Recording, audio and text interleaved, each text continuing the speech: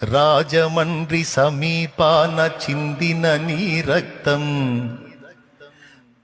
రక్కసి మూకల మార్పుకు మొరపెట్టును నిత్యం. చంపగలుగు వాడెవ్వడు నిజముగా నిన్ను, చంపగలుగు వాడెవ్వడు నిజముగా నిన్ను.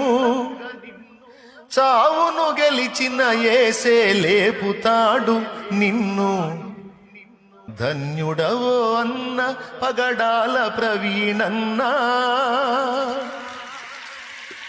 ధన్యుడవో అన్న పగడాల ప్రవీణన్న. దయామయుని హత సాక్షిగా ఒరిగినావన్న. ధన్యుడవో అన్న పగడాల ప్రవీణన్న. దయామయుని హత సాక్షిగా ఒరిగినావన్న. గొప్ప గొప్ప సేవకులకు దక్కే ఈ భాగ్యం. హత సాక్షుల కవిలెలోన దక్కే నీకు స్థానం. పేతురన్న పౌలన్న నిలిచే ఆ వరుసలో నీవు కూడా నిలిచేవు అన్నా, ఇది సత్యం. నీవు కూడా నిలిచేవు అన్నా, ఇది సత్యం. ధన్యుడవో అన్న పగడాల ప్రవీణన్న.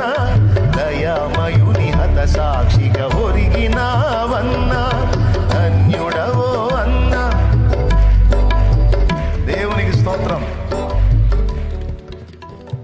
తప్పకుండా నా తండ్రి లేపుతాడు. కాకపోతే కొద్ది కాలం ఎడబాటు.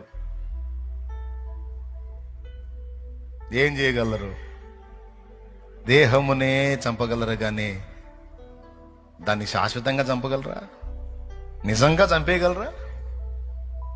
కొద్ది కాలం మౌనంగా ఉంది ఆ శరీరం. ఆయన కేక విన్నప్పుడు తిరిగి లెగుస్తాడు ఆయన. ఈసారి లేచే శరీరం అక్షయ శరీరం. యేసుని వార్తను చాటగా పయనము చేస్తూ, యేసుని వార్తను చాటగా పయనము చేస్తూ ఉన్మాదుల చేతులలో బలి అయిపోయావు. మత ఉన్మాదుల చేతులలో బలి అయిపోయావు. కొంతమంది అంటున్నారు, అన్నది కన్ఫామ్ కాకుండా ఎలా చెప్తావు శాలేమన్న అంటున్నారు. కన్ఫామ్ కాకుండా చెప్పేది నిద్రమోహండా. నీ కళ్ళు ఇంకా కనపడట్లేదా? గుండెల మీద బూట్ కాల్తో తన్నిన గుర్తుందిరా. 100 ఆధారాలు ఎందుకురా నీకు? నా సహోదరుణ్ణి, నా సహదాసుణ్ణి, నా తోడి సైనికుణ్ణి రక్తంతో తడిసినటువంటి బూట్ కాలది. రక్తంతో తడిసింది అది. దాంతో కొట్టారు. ఆ కాలు ఇక్కడ దన్నారు. ఆ గుర్తు అట్లనే ఉంది.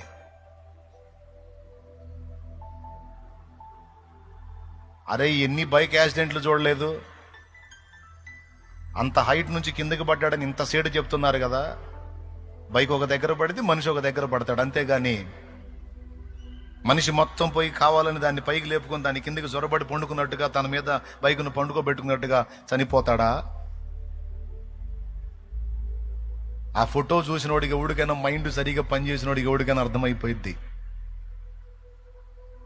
అక్కడున్న 4 ముఖాలు కలిగినటువంటి చెక్కతో ముక్కలు ముక్కలు అయిపోయి ఉన్నాయి. అక్కడ చెక్కలు, దాని మీద బ్లడ్ ఉంది. వాటితో కొట్టారు అనేది అర్థమవుతుంది అక్కడ క్లియర్గా. ఇంకేం కావాలి ఆధారం? పైనుంచి కింద పడ్డాడని చూపించారు.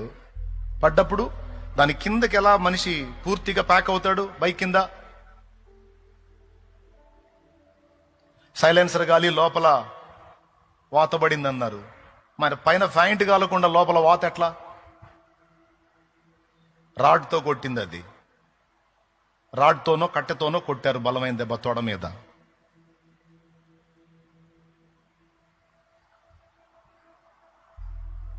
ముందే దాడి చేశారు. టోల్గేట్ దగ్గర హెడ్ లైట్ పగిలిపోయి ఉంది. సిగ్నల్ లైట్లు 2 పనిచేయట్లా. అవతల లైట్ కూడా లేదు.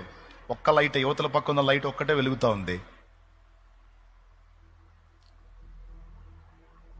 పోలీసు వాళ్ళు చూపించిన సీసీ ఫుటేజ్లో బైకు పైనుంచి కిందికి దిగిపోతున్నట్టు దువ్వలేసినట్టు చూపించారు.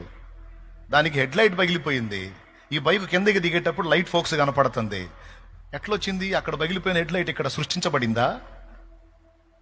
అప్పుడప్పుడు బుట్టి ఎలిగి కిందకి దిగి దారి చూపించిందా? ఇదిగో దువ్వలేసింది, నేను ఇట్ట పడ్డానని.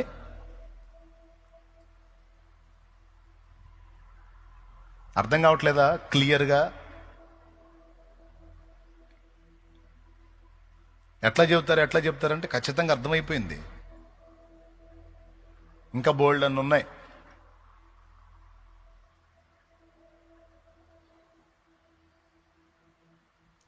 వార్నింగ్ ఇచ్చిన వాళ్ళు ఏమని వార్నింగ్ ఇచ్చారు? నీ పెదాలను చీలుస్తాం, నీ నాలుగు కోసం అట్లా చేస్తా ఇట్లా చేస్తాను వార్నింగ్లు ఇచ్చారు. ఖచ్చితంగా పెదవి చీలుంది. కక్షతో కొట్టిన దెబ్బ కదా.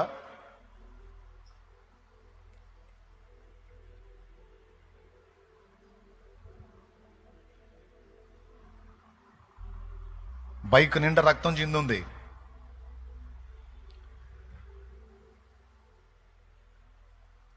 ఏదో వెహికల్ కొట్టిందంటే వెహికల్ కొట్టినప్పుడు మరి కనీసం బండి డ్యామేజ్ అవ్వాలిగా.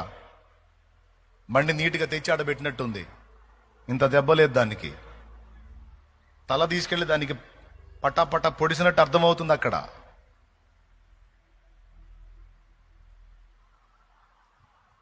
తర్వాత వాళ్ళు రిపోర్ట్ ఏదన్నా ఇవ్వనే, అది సత్యం అవనే అసత్యం అవనే, మన కళ్ళకి మనకు మైండ్ పనిచేస్తుంది కనుక మనం ఈజీగా ఆలోచిస్తే అర్థమైపోతుంది. అతి దారుణంగా పట్టుకొని కొట్టి వాళ్ళ కక్ష తీర చిత్రవద చేసి ఆయన ప్రాణం తీశారు. ఇది జరిగింది. కానీ ఇది ముందే చెప్పాడు ప్రభు, నా నామము నిమిత్తము జనులు మిమ్మల్ని హింసల పాలు చేసి చంపెదరు. అయినా మీరు భయపడకండి, మిమ్మల్ని చంపేవాడు ఎవడు లేడు, నేను తిరిగి లేపుతాను.